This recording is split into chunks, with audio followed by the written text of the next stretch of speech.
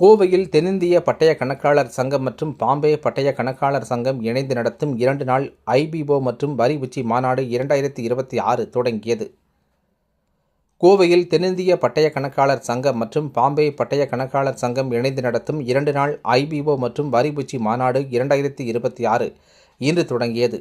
மே 15 மற்றும் 16 ஆகிய தேதிகளில் நடைபெறும் இந்த மாநாட்டில் தென்னிந்தியா முழுவதிலும் இருந்து 70க்கும் மேற்பட்ட பட்டய கணக்காளர்களும் 50க்கும் மேற்பட்ட பெரு நிறுவனங்களும் பங்கேற்றுள்ளன. தொழில் அதிபர்கள், தொழில் முனைவோர், வரி ஆலோசகர்கள், ஸ்டார்ட் அப் நிறுவனர்கள், கல்வியாளர்கள் மற்றும் மாணவர்கள் உள்ளிட்ட பலரும் இதில் கலந்து கொண்டனர்.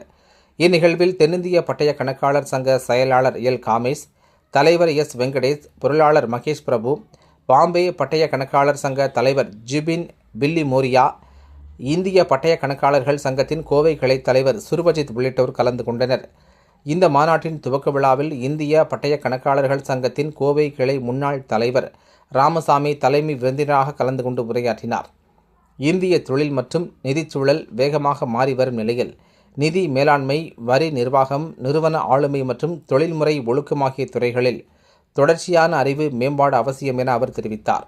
மேலும் தேசிய அளவிலான தொழில்நுட்ப மாநாட்டை கோயம்புத்தூரில் நடத்தி வருவதை பாம்பே பட்டய கணக்காளர் சங்கத்தின் முயற்சி என தெரிவித்தார்.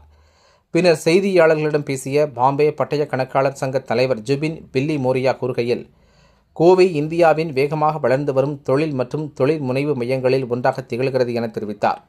உற்பத்தி, பொறியியல், நெசவு, தகவல் தொழில்நுட்பம் மற்றும் ஸ்டார்ட் அப் துறைகளில் நகரம் குறிப்பிடத்தக்க வளர்ச்சியடைந்து வருவதாகவும், பல எம்எஸ்எம்இ மற்றும் குடும்ப நிறுவனங்கள், ஐபிஓ நிறுவன முதலீடுகள் போன்ற துறைகளில் முன்னேறி வருவதாகவும் கூறினார் என்பது குறிப்பிடத்தக்கது.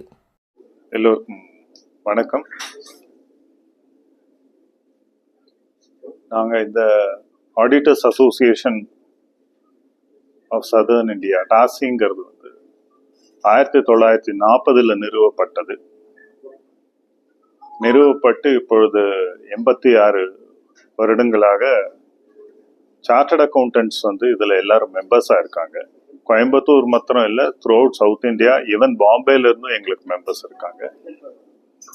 அதே போல பாம்பே சார்ட்டர்ட் அக்கௌண்டன்ட் சொசைட்டிங்கிறது 1949 நிறுவப்பட்டது. ரெண்டுமே ரொம்ப பழமையான ஆர்கனைசேஷன்.